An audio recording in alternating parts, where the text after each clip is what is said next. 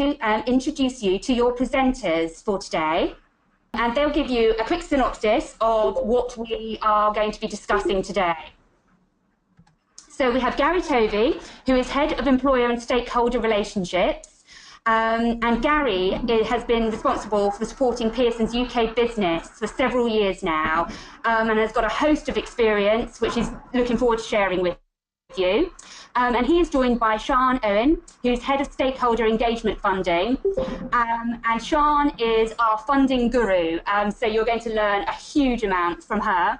And then there will be an interview with Anne Ashworth too, from our apprenticeship programme team. So it's going to be a great session. So without further ado, just bear with me while I hand over to my colleague, Gary. Lovely, thank you very much, Lisa. Good afternoon, everyone. I'll just get the slides up for you. So I'd just like to extend my welcome as well from Lisa's. Apologies for some slight background noise. We have a bit of a development going on in adjacent the quietest office we could, and unfortunately there is still a bit of background noise, so please focus on my voice and Siân's voice, and hopefully it will blend into the background somewhat. So today's webinar really is to give you an update on the ongoing apprenticeship reform, but very much more from the perspective, or your perspective, as employers. There's a lot of information out there at the moment, and I think it's fair to say that a lot of that is focused on the FE and training provider market. So we just wanted to give you perhaps a different lens of information from the employer perspective about what is changing, things to start thinking about, and how apprenticeships are very likely, depending on the size of employer you are, to become very much more part of your talent and learning and development programs moving forward. As way of a bit of an introduction, in case this is the first time you've sort of come into contact with us here at Pearson, just some of our brands there on the slide you can see. Many employers interact with us in a multiple number of ways, and that might be through our brands such as BTEC, EdXL, HNDs are also part of the BTEC suite as well. Some employers work very closely with our Talent Lens division that looks at clinical assessment, etc. Any of you that have recently done your driving test or have children that have gone through that will have come into contact with Pearson View, which is our online assessment, global online assessment business, and our professional assessment business as well. But we also have Pearson College in the UK, which is our own college offering business degrees, and we also have our own training arm, Pearson TQ, which does a lot of work particularly to employers within the Ministry of Defence space as well. So if I sort of go straight into it really in terms of just giving you a bit of a background of why there is such changes happening in apprenticeships currently, and obviously these do have an impact on you as an employer, both in terms of the things you need to know about, but also the opportunities as well. And the current reform really kicked off in 2012 when Doug Richard produced a report for government looking at the existing apprenticeship processes and system that involved apprenticeship frameworks, and his recommendations were pretty much taken on board by government, and that kick-started the reform that we're now in. And that reform really is based around employers coming together. Some of you may be involved with this as trailblazer employer groups to redefine what an apprenticeship looks like for an individual occupation or job role within sectors as well. So these trailblazer groups design these new two-page standards, effectively a job role and a supporting assessment plan that maps out how an apprentice in a particular occupation, in a particular sector, will gain an apprenticeship. And that reform obviously is a lot broader, and the government outlined that in a document called the 2020 Vision, where they also want to change the funding rules, methodology, and the way that funding is channeled through employers, either through the levy, which we'll come on to, or SME funding. The government continues to have an ambition to have 3 million starts by the end of this Parliament, so 2020. There's also been legislation to protect the term apprenticeship. So what does that mean for you as employers?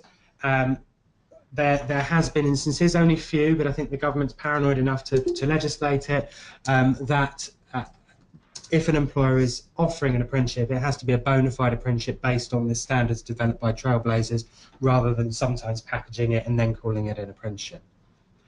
We've got quite a bit of change in the system as well, and that's primarily driven by the introduction of the Institute for Apprenticeships, which I'll just talk about in a moment, and also the introduction over time of the Digital Apprenticeship Service. And again, depending on the size of employer that you are, your interaction with the Digital Apprenticeship Service, an online bank account or one-stop shop, I've heard it described as, that will differ in terms of timings, but effectively you guys will have the procurement power and visibility for apprenticeships moving forward through that system. Unfortunately or fortunately, this only applies to England only. I'll just stress that. I'm not going to cover the other 3 nations of the UK today. I do, however, fully appreciate that can be quite challenging if you operate across multiple nations, and you know, that is something else to consider in terms of your delivery of apprenticeships across the piece or estate, depending on the type of business that you have. So just to go into that next level of detail, really, you guys as employers are absolutely in the driving seat across a range of the reforms, but particularly around how standards are developed and then how programs and delivery falls out underneath that. So just to sort of cover that in 3 kind of areas. Firstly, employers design the new standards to meet future skills requirements for occupations, and there has been a genuine drive to ensure that those employer groups are represented from across both large and smaller organisations, to ensure that, you know, something that is an apprenticeship that is gained in a large organisation, those skills, knowledge and behaviours are absolutely equal in perhaps a one-man band effectively as well. And that process kind of spans across employers registering an expression of interest to develop a new standard for a particular occupation, with government, all the way through to standards being developed, signed off currently by the Minister, in future by the Institute for Apprenticeships, developing assessment plans, and also defining what the endpoint assessment will be for every individual apprentice for each standard as well. And again, I'll come on to how that works in a moment. As I say, delivery-wise, you guys are in the driving seat in terms of absolutely choosing and procuring your training providers. I think, again, when I talk a little bit about the pedagogy, that actually, you know, there is a shift there in terms of who and how and when you procure certain services to help deliver apprenticeships in your business, and that absolutely particularly applies to employers choosing the organisation that delivers their endpoint assessment of their apprentices in their business as well. My colleague Siân's going to talk a little bit about funding, because obviously that's always an area of interest, because it drives behaviours to some respect, but it also gives you a sense of the scale of opportunity as well. But again, you guys as employers are in the driving seat there as well. And then in terms of engagement, there is a level and an expectation of engagement from government on delivering apprenticeships moving forward, particularly meeting their 3 million target. And there's sort of 2 mechanisms there, really. The levy, which by paying the levy or the tax, in effect, that's sort of engaging and bringing larger employers to the fore in the apprenticeship space. But there's also employer contributions with the SME funding as well, which I think previously have been perhaps not really mandated. Now moving forward, if you are an SME, there is an absolute expectation that you will contribute part of the funding for an apprenticeship, and again, Siân will cover that as well. There is a whole piece, and we talk about this again later on in the webinar, around that transition. Many of you perhaps on the webinar today may have existing apprenticeship programs, either very small scale or very large scale, and there is a whole piece at the moment in the midst of that reform of how you transist from offering apprenticeship frameworks as is across to the new standards. What work that that means for you internally in terms of your L&D offer perhaps, or your career progression pathways, etc., to make sure that they align to the new standards. And equally, if you're new to apprenticeships, perhaps you're going to be a levy payer and you've not done apprenticeships previously, or you know, the reform and the interest around that has galvanised in your business, and so therefore apprenticeship is something you're looking at with fresh eyes, I suppose. And there's a lot to consider, obviously, in terms of setting up and running. And I do just mention one other sort of, I'm afraid, one other reform that's going on in the education space that I think that employers need to have one eye on, and that's the Sainsbury and Post-16 Skills Plan, and that's in the technical and professional, so the FE full-time college provision. That again, the government has an expectation that you as employers will be very much entrenched into helping design what the standards for full-time provision looks like as well. And I think that's a great opportunity to build that pipeline from education into employment to make sure that you are getting the skills from full-time FE provision that you require for new entrants into your business as well. So again, just sort of a watch out there. So a lot of detail there around the reform and what it might or might not mean for you as an employer. This really is just some further considerations really to put some of that into perspective. So there is a greater expectation on employers, but there is also greater ownership for your part as well on apprenticeships. But with that, of course, comes great responsibility. And that is that, you know, it is about delivering quality apprenticeships to your employees, and justifying and demonstrating that apprenticeships will add value to those individual learners and to your business as well. And particularly, and there's a point actually further down the list, but I think it's probably prudent here, it's also the relationship of delivering apprenticeships in your business that probably isn't just an L&D or HR function, particularly if you're a levy payer. I think your FD will be particularly interested to know where that levy money is being spent and where that return on investment is coming in terms of talent acquisition and development through the business as well. Another thing to consider as well, so apprenticeships, yes, absolutely, you know, young people, new entrants into the business, grow that talent, but also, again, particularly with levy, but also with the SME funding where that is, you know, heavily subsidised by government, apprenticeships are very much now a part of your overall L&D offering or strategy, perhaps, and with the advent of more higher and degree apprenticeships as well, work-based learning, you know, you may want to reflect on what your current grad intake may be, and how you might want to develop and grow either existing talent in the business or as an entry route at that perhaps slightly higher level as well. Offering across the age spectrum, yes, again, apprenticeships historically for young people, but because of the levelling and the breadth of these new apprenticeship standards up, as I say, to degree level, we're not just talking about your 16, 18-year-olds, we're talking about a real breadth and a real upskill opportunity of existing people or bringing people in at different higher levels on apprenticeship programmes as well. However, a word of slight caution, because that responsibility and that employers being in the driving seat also could come with some unintended consequences.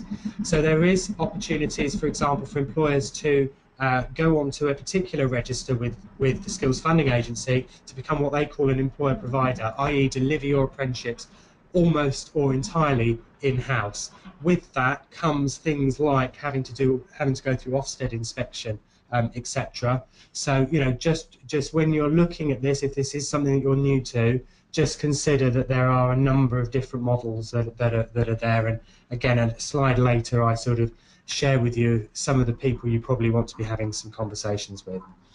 If you are a levy payer, I would encourage you to start looking up information on the Digital Apprenticeship Service. That launches in May, and my understanding, actually fresh from a meeting with the Department for Education today, is that levy payers will have access to a beta of DAS from January, where you can start setting up your accounts, etc. So again, you know, something for the new year. start to think about that, because DAS will be that one-stop shop, that online system again, where you will interact with funding for apprenticeships and procurement for apprenticeship assessment and training services moving forward.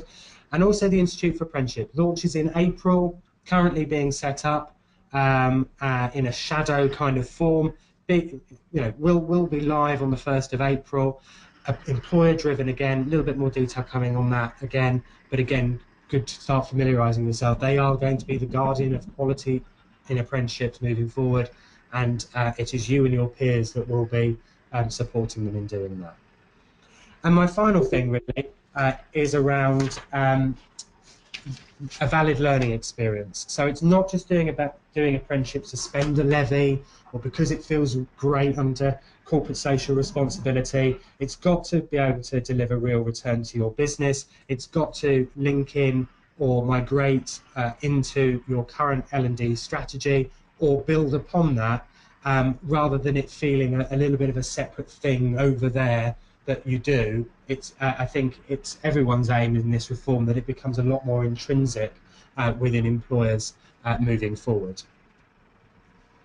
And just to demonstrate really what I've been talking about that kind of learner journey on apprenticeships across the levels and across career paths effectively, just appreciate this is a Pearson kind of branded example, but I think it really exemplifies really that whole journey that people can go on now with apprenticeships, with some pre-entry programs as well, such as traineeships or perhaps even GCSE or A levels, but that real sort of ladder of opportunity with sort of level 2, level 3 apprenticeship standards, moving up to higher apprenticeships that may or may not include things like higher national degree, HNDs, up to degree apprenticeships as well. And again, just to stress that apprenticeships, rather than it just being that entry kind of level now, is very much also there with the raft of standards we have, about 411 at the last count, across various levels. They're absolutely there to upskill existing workforce and across specialist functions. So you may look at a head office environment, for example, where perhaps the more generic frameworks haven't always been appropriate. Well, now there's real specialist apprenticeship standards in IT or in certain business sectors, etc., that now will really sort of sing to some of those existing people in your business. And I guess this sort of wraps up my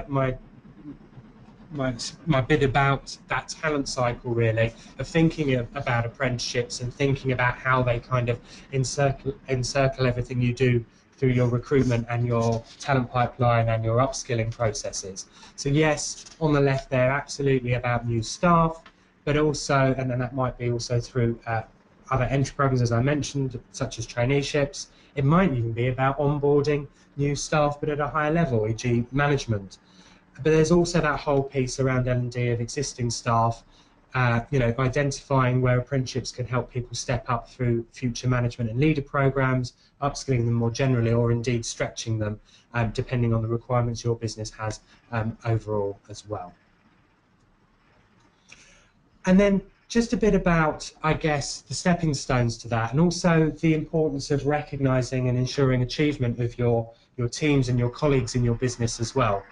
So a little bit on qualifications. So the current frameworks that we have do include mandatory qualifications, and they're the jigsaw pieces that make that up. Moving forward, the new apprenticeship standards don't necessarily include formal qualifications, and that's a policy direction that has kind of ebbed and flowed throughout the 4 years of apprenticeship reform that we find ourselves still in the midst of, really. And I'm seeing a real kind of split. Certainly around STEM apprenticeships, the employer groups that have devised those standards thus far have tended to include qualifications in there as a way of benchmarking certain achievement of knowledge, skills and behaviours before that endpoint assessment, which I'll come on to.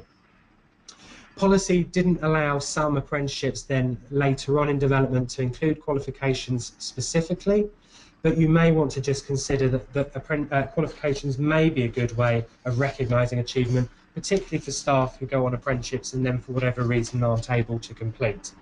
But I'm almost seeing a little bit of a full circle there in some of the later standards in development. Those employer groups are now approaching organisations such as Pearson to say, actually, will you develop some on-programme qualifications for us as well? But you know, the qualifications aren't dead. They just look very different, perhaps in the way that apprenticeships are made up. But I think there's still something there to consider in terms of that benchmarking and also depending on the value perhaps your own staff have of the qualifications. If formal accredited qualifications aren't appropriate, there are other options around assuring training. A number of organisations, including ourselves, quality assure training, and we can look at how training that you do in-house, business as usual, actually marries up and matches across to the knowledge, skills and behaviours of the individual apprenticeship standards, those two-page standards as well. And equally, there's also a whole piece around quality assurance, in terms of brand reputation for you as employers, also the reputation of your training and delivery from your staff, and we, there is that whole aspect of how is the apprenticeships that you offer moving forward quality assured to make sure that your programs are consistent across the piece or across your estate. One really interesting area that's really emerging at the moment is digital badging, and we do that through our brand Pearson Acclaim, and that's around actually recognising achievement of learning and development, perhaps certain milestones in an apprenticeship programme or the apprenticeship itself, digitally. And a lot of learners are really starting to switch on to that in terms of sharing that on their LinkedIn, their Facebook, their Twitter, etc. So again, trying to think a little bit innovatively and where things are going. That's probably a direction of travel that certainly you may find your own staff, particularly those that are a bit more digitally savvy, are quite interested in.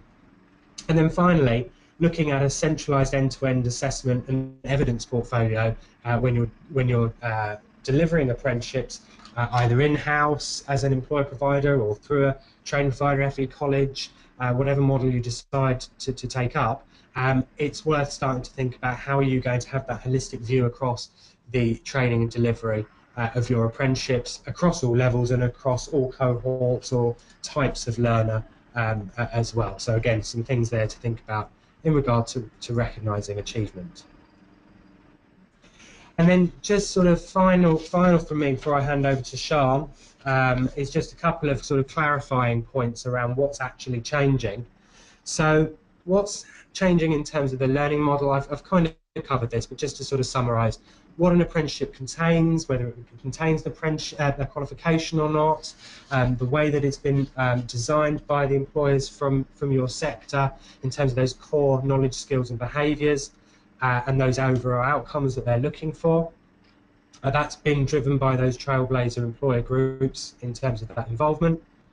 We've got a lot of change in the system, and if you're new to apprenticeships, it's probably quite good because you'll only really know what's new rather than having to get your head around what's changing. But there is that change around who administers apprenticeships, how apprentices and employers are matched, and again that's something that will eventually go through the digital apprenticeship service.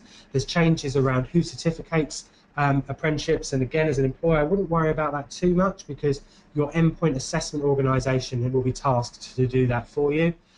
So that kind of admin-y bit does get covered off. But that quality assurance piece as well. There's a number of interested parties in looking at how apprenticeships are quality assured in the future. That could be Ofqual, that could be professional bodies, it could be groups of employers or your peers, or it could be the Institute for Apprenticeships. And as I said, the IFA coming in as well. Funding, I'll hand over to Siân shortly, but there are changes there in terms of who pays, what they pay and the mechanisms. But again, that whole driver to give you greater ownership as well. And we have the launch of DAS coming to sort of couple a lot of that together, if you will. And then this slide just tries to demonstrate everything I've kind of said before, particularly if you're an employer that is delivering frameworks in your business currently or has a partner that delivers. On the left-hand side there, we have what makes up a current SACE framework, which covers often multi-occupations. On the right there, the kind of greeny boxes just demonstrates what looks slightly different, really. So you have these kind of two or three distinct areas. You have your on-the-job training and off-the-job training, and that off-the-job training has to be 20%, I mentioned. So need to think about how that fits in to your business. It'll also include maths and English, formative assessment behaviours. That's what we technically know as that on-programme stage. That's the learning on the job piece.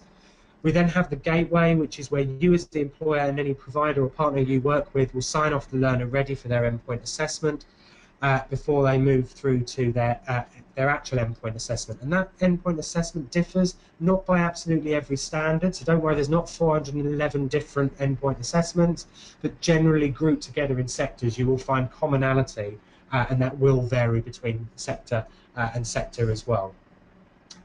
So there is a process of organisations going onto a register to be endpoint assessments, of which obviously Pearson is on that for a number of standards. Those standards are dripping and trickling through, and we're applying as they become available, but you as the employer will have the power to choose who you work with moving forward. And then that final diagram on the right probably says it in a lot more eloquently way, in a lot more simple way, the same as that middle row in green, but just gives you that real kind of highlight of the process that an apprentice will go through. It says day one there. I haven't put an end date at the end because the minimum requirement is that an apprenticeship is 12 months.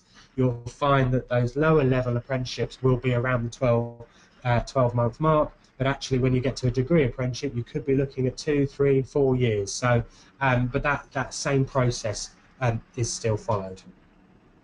So I will take a pause there.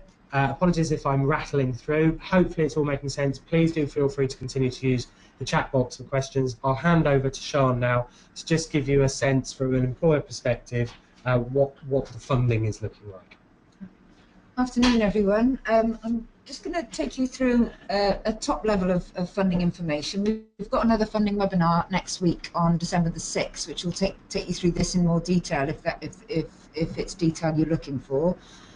But generally speaking, what we've looked at is what's happening with the levy, because there's two changes coming in when it comes to funding. Is one, where a lot of the funding is coming from, and that's the introduction of the levy, and then two, we've got the changes to the funding methodology, as in how much each framework and standard will draw down. So the levy comes in from April next year, and then from May next year we'll have a new funding system. So every apprenticeship framework and standard will be funded differently from May. So we've got three changes essentially: the movement from the frameworks to standards, the introduction of the levy, and the change to the funding system. So anybody out there that's paying the levy at the moment is probably quite aware. It'll be introduced from April next year, and it's on pay bills at a rate of 0.5%. There is a levy allowance to offset against this of £15,000 each tax year. And what that means is if the 0.5% of the pay bill doesn't take you beyond £15,000, that means you're a non-levy payer. If it is above £15,000, you start to pay the levy and you become a levy-paying employer. This allowance operates on a monthly basis. So there's an allowance of £1,250 a month. An unused allowance carries from one month to the next. And just an example there, if the levy liability is £1,000 in month one, you don't pay the levy, and your extra £250 then goes on to the allowance for the next month. So it's £1,500. So if your pay bill in that month doesn't go above that, you don't pay the levy. The levy applies to employers across the UK. But of course, the payment of the levy on apprenticeships only applies to England. So both Scotland and Wales, employers will pay the levy, but there'll be different systems in place as to how the levy is then, how employers can then use that money to spend on apprenticeships, or how the government uses that money to spend on apprenticeships. Once employers pay the levy, the government then adds a 10% top up to that amount. So if an employer is paying a levy amount of £6,000 per year, for example, government will add 10% to that.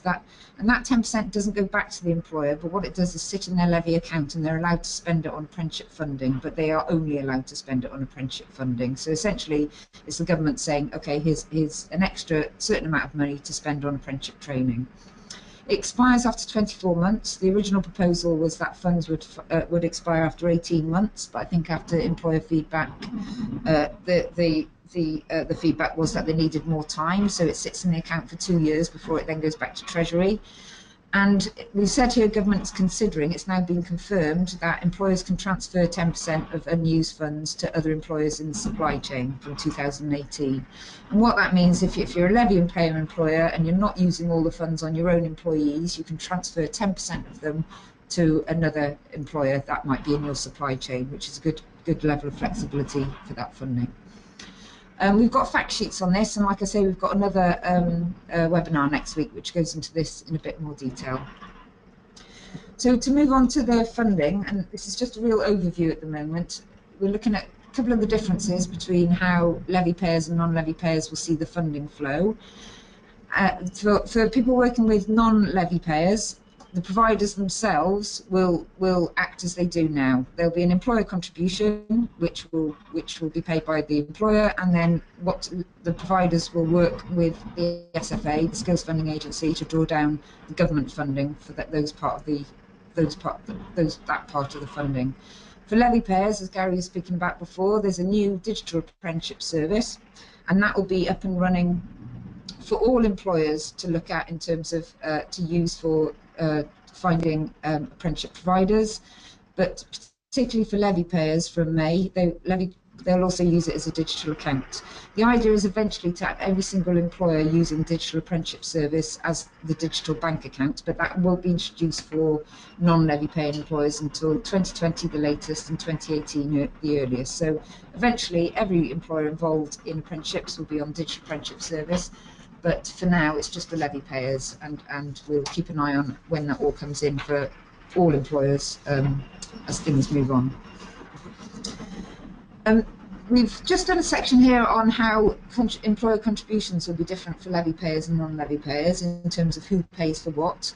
So from May, of course, levy payers will pay 100% of the apprenticeship cost because it all come out of their levy, and the government will top this up by 10%, so there'll be more money to spend in the account than they actually pay in via the levy. Once the levy is spent, employers then use the same model as non-levy payers, so they'll move over to the contributions that are made under the non-levy paying model. So the contribution in the non-levy paying model is that employers co-invest 10% and the government co-invest 90%. The 10% co-investment from employers is mandatory come May. At the moment we've got a mixed model where if people are on frameworks, employers invest 50% for 19+-year-olds, but that payment tends to be optional. Some employers pay, some employers contribute in other ways, such as time and resources, and don't always pay the 50% cash. And currently we have a standards model where employers have to pay, but the contribution is 33%. So we've got kind of swings and roundabouts really change in terms of the investment is mandatory, it has to be made, employers have to contribute, but at the same time it's at a much lower level than it has been in the past at 10%. There's no funding reduction for apprentices at older ages, which there tends to be in the current system, so all apprenticeships are funded at this base rate. Each apprenticeship framework and standard will put to a funding band, and we'll talk more about that next week if you want more details about how the bands are being set.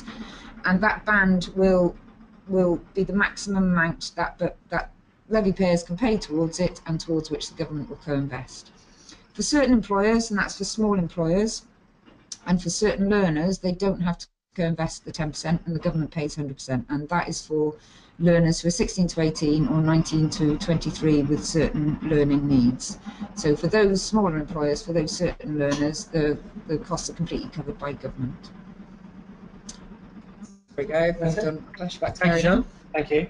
And just to clarify just why we've got frameworks and standards on the left, because I obviously started off by saying frameworks are on their way out and standards are the new one in town, so to speak. There is this transition period, just to be clear. So frameworks don't sort of switch off on one date. There is a general and sort of withdrawal of frameworks as new standards come online. There are still frameworks in the system where there is no replacement standard.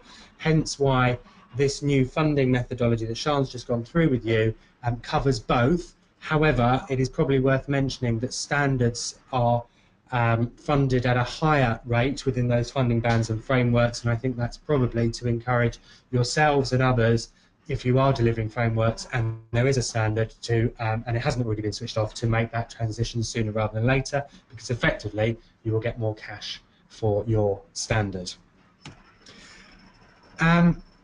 So just sort of a slide really on options, which I said I would cover, is just again, given hopefully some things for you to think about.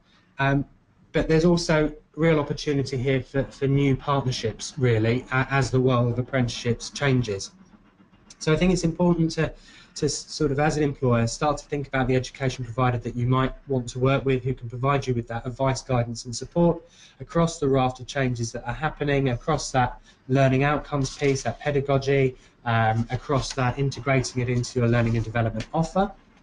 We will also, particularly if you're new to apprenticeships, but equally if you've been delivering for some time, I would suggest as an employer with that greater ownership, you may want to review the relationships that you have with private training providers or FE colleges, because they are used to delivering across the piece, across a framework, and now they will generally be involved with the on-programme unless they also select to set up a separate business to offer endpoint assessment. But there is a real demarcation there between the organisation you work with on-programme and endpoint assessment as well. So that does change the relationship if you have an existing one, and it also is a new opportunity to work with two different types of organisation moving forward if you're new to apprenticeships. I did talk about direct delivery, the employer-provider model. That is something that there's a raft of information on, again, on our funding hub, but also on the Skills Funding Agency website. You may wish to explore that, but as I say, it has both its positives and its negatives as well. And then I kind of covered this really, but just to stress that there is a separate sort of relationship required and procurement for the organisation that takes your learners from that gateway phase through to endpoint assessment, and so you probably want to start thinking about that and procuring in good time for when you're starting to deliver standards, either as part of a transition or as part of a as part of a new offering of apprenticeships in your business. So, really pleased to say that we've been joined by Anne Ashworth, who is our Apprenticeships Programme Manager. And just to explain, she's from what I like to call Big Pearson. So the part of the business that Siân and I work in is the awarding organisation part of the business. Anne works for Pearson plc, which is our parent company based down in the Strand in London. Pearson plc is an employer. As you can imagine, a global employer, but a big employer in the UK as well, with all of our different brands, some which are very linked to the area that Siân and I work in, and some that are far away from that as well. Also, Pearson plc is a levy payer. So really excited to have Anne here today, just to give you, I guess, an idea and a voice from one of your peers, really, in terms of how that is working out as well. Sorry. So, Anne, hopefully you can hear me. We're just putting you through now. So just bear with me. I'm just putting my sound on so I can hear you. Can you hear me, Anne? I can. I hope you can hear me. I can. And hopefully everyone on the webinar can as well. Thank you very much for joining as well. So, Anne, I just thought I'd run through a few questions, really, just to sort of get some key points from you about Pearson as the employer and levy payers perspective of how you're looking at apprenticeships moving forward. It's something, obviously, we've been involved with as an employer, albeit on a relatively small scale in the past. So do you think Pearson will be looking to invest more in apprenticeships as a result of, for example, being a levy payer? Absolutely. We see this as a great opportunity to build on our existing programme and to widen its application across the UK businesses. We think this is an opportunity to embrace new learning and talent opportunities, and certainly the opportunity to bring higher level learning into the organisation through an apprenticeship route is very attractive. Certainly some of the things you've been saying about the talent pool and the graduate side of things is certainly something that gives us an opportunity to look at those now. And sorry, just sort of picking up on that, I guess, because you talked about talent acquisition and I guess that kind of extends to recruitment as well. Is the big Pearson, is the big mother company sort of changing its approach towards both recruitment and talent acquisition as a result as well? I think it's fair to say it's given us an opportunity to look at things differently. So we're currently going through a process at the moment where we're actually identifying very specifically apprenticeship roles, and they will be recruited into those roles. So we will have external recruitment into apprenticeships, but also apprenticeship roles that are for existing staff, so that we can actually develop them further, but particularly as an opportunity to strengthen the skills of our managers as well. And I thank you, Anne. Sorry, my brain's whizzing. So obviously I mentioned there's 411 apprenticeship standards at the last count. Not all of those ready for delivery, I should probably add. But how are you and the team sort of selecting which of those occupational standards are appropriate, particularly for then going into the process of recruiting apprentices into the business? Well, it's been the starting point of our work, really. So we've conducted a business needs analysis. We've looked at vacancies that are coming up and mapped those to either existing frameworks or new standards. So we are going to have something called dual running. So we will work with existing frameworks where they fit and new apprenticeship standards where they are more appropriate. And that's given us the opportunity to work very closely with our HR business partners to help work on that, and certainly to build up the expertise and knowledge of line managers as well in our divisions. And does that extend to sort of the level of apprenticeships that the business? Absolutely. Yeah, does that also a high level? We've also identified potential age ranges as well, because obviously recruiting in, we might be able to look at younger people, and certainly the opportunities in terms of progression for them through the business and where apprenticeships are appropriate for that progression. And in terms of sort of those higher level skills, is there, I guess, you know, we, like many employers, have a diverse range of job roles, etc.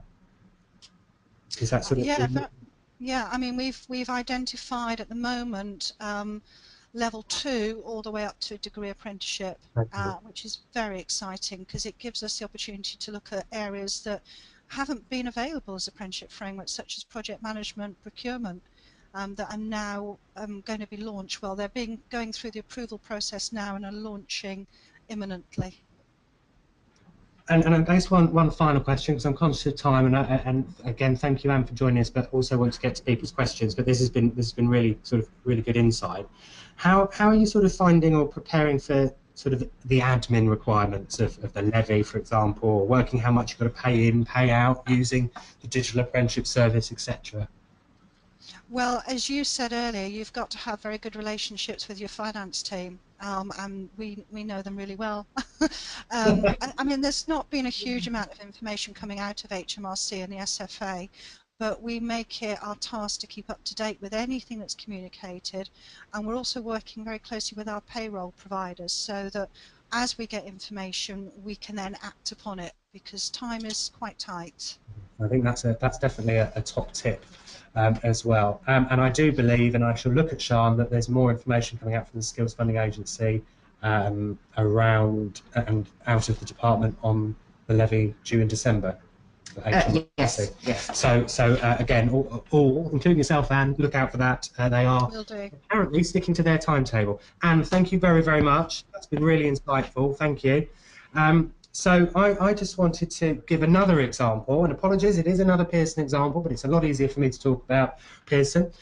This is actually a pretty innovative apprenticeship that our colleagues at Pearson College, so our college that offers business, etc. degrees, have developed, and it's called a rotational degree apprenticeship, and I just wanted to share it with you, not really to promote it as such, although if you want to get involved, drop us a line. I'm sure they'd love to hear from employers across the sectors, but you'll see some of the employers that they're working with there. I just think it's a really interesting model, not just for new talent, but also upskilling existing staff as well.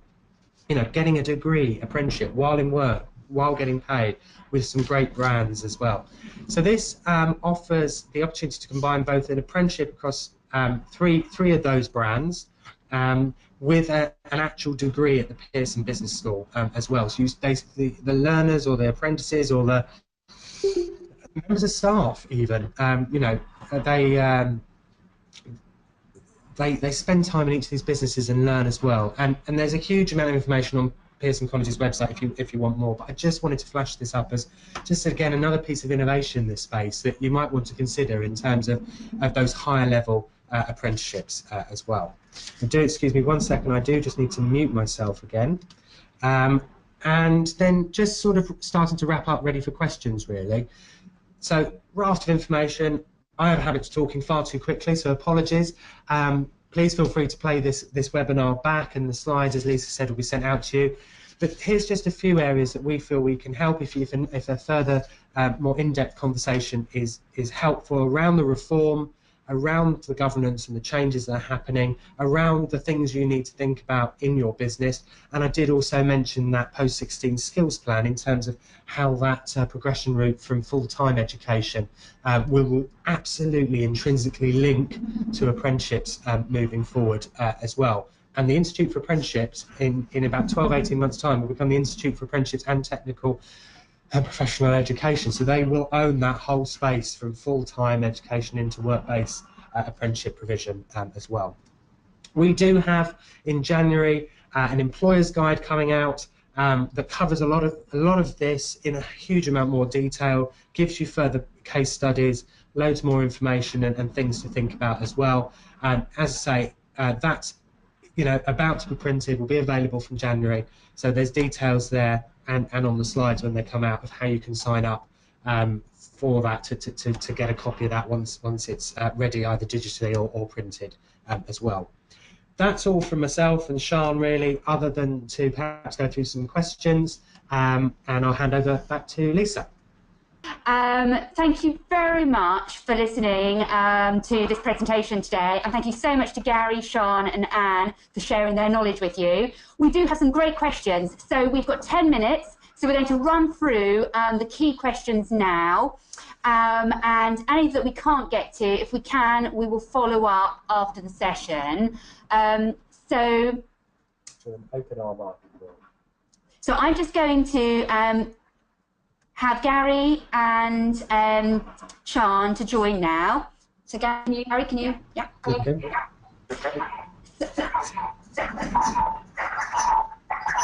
Thank you very much. Okay, so we've got some of the questions that have come in, and as Lisa says, if there's other questions, what we've tended to do after these webinars is do a bit of a frequently asked questions follow-up document for you to go over the slides. So.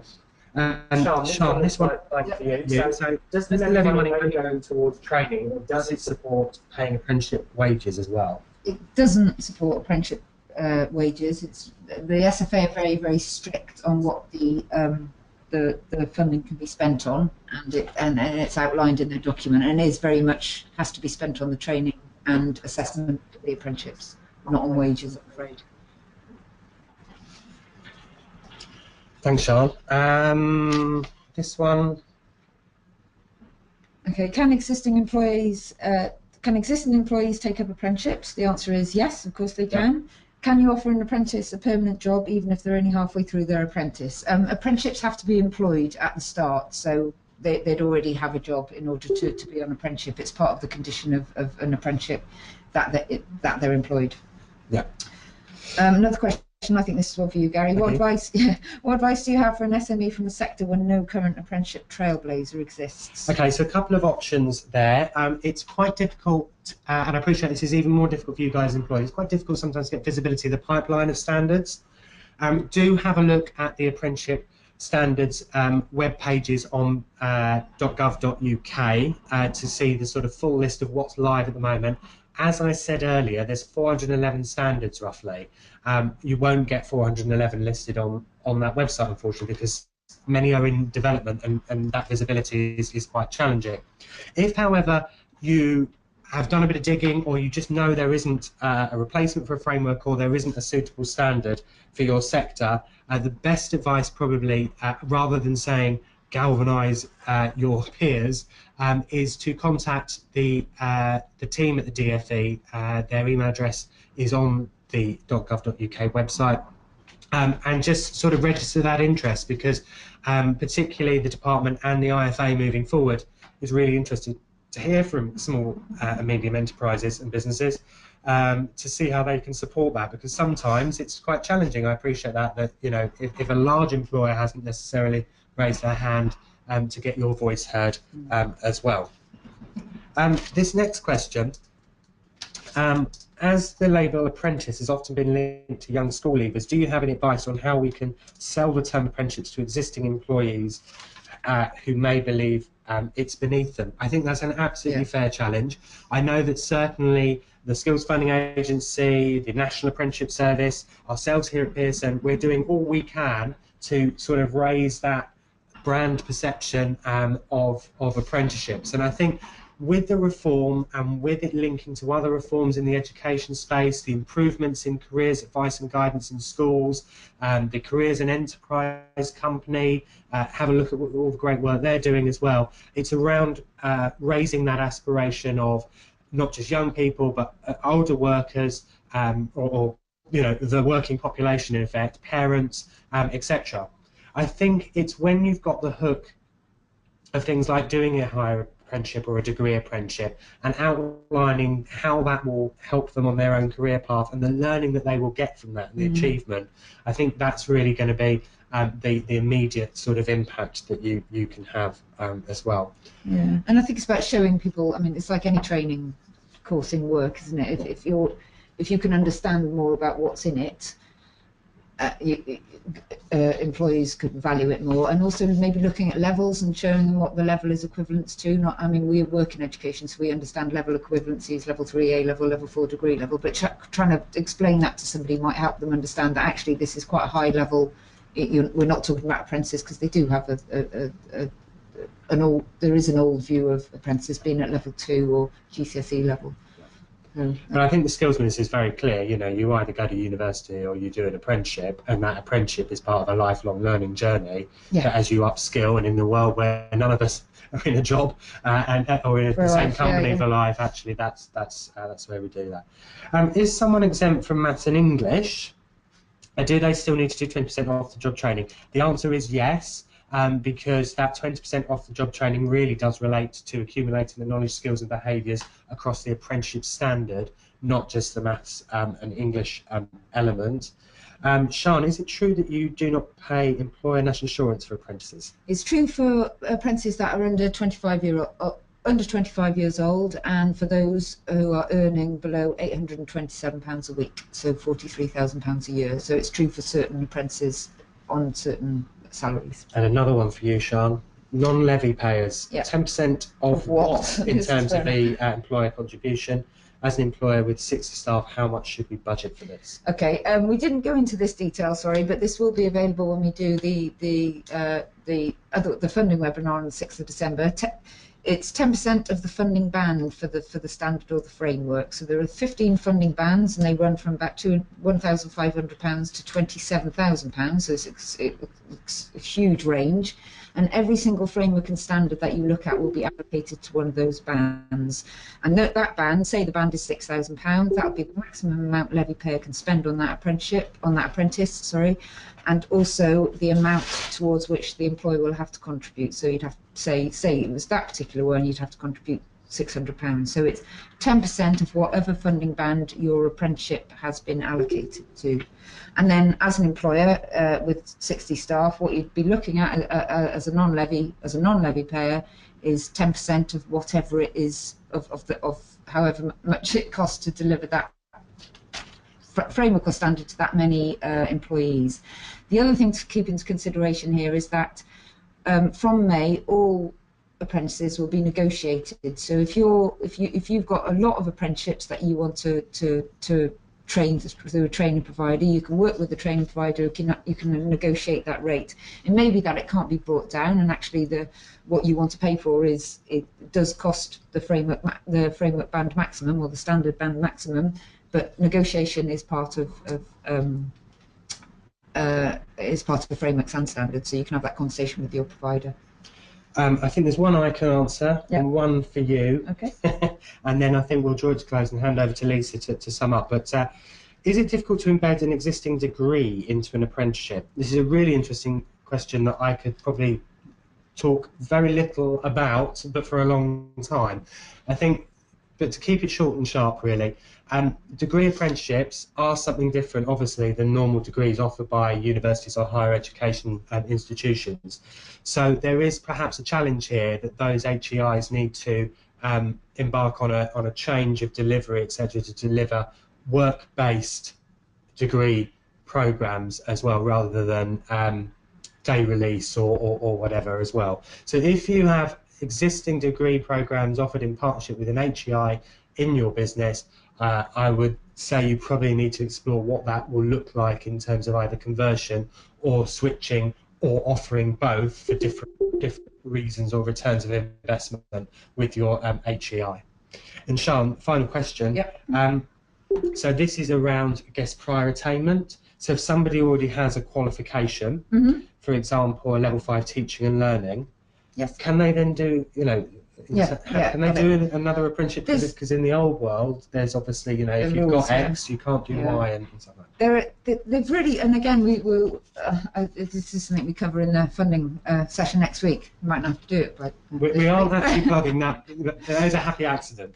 No, it's a lot more flexible in the new world come April and May, because in terms of what learners are eligible, what the rule is that as long as they're doing something that is substantially different, it doesn't matter what their prior qualifications are. So say they've done A-levels or even a degree in, say, media studies, and they're looking at apprenticeship in a completely different space, then they're eligible to be funded for that apprenticeship either through levy funding or non-levy funding. Follow on. We've got a question which is kind of related. We have 60 staff but 2 have degrees. How does apprenticeships apply to this type of organisation?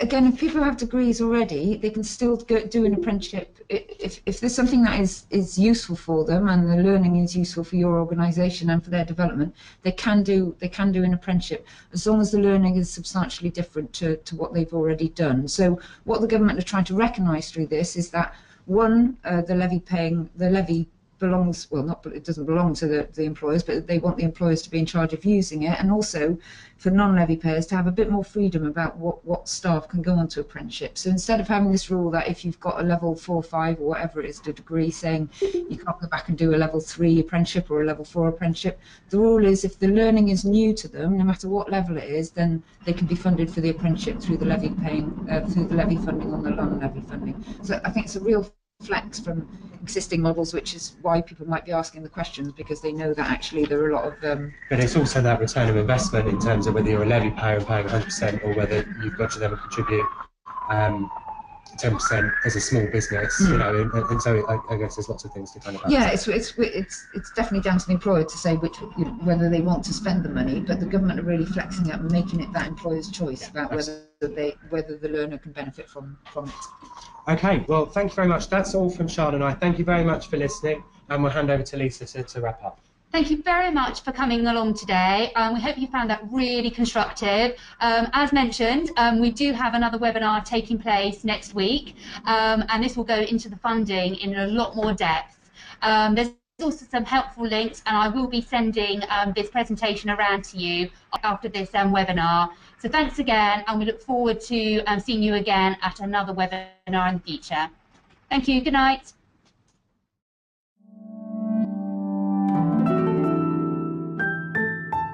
Thank you.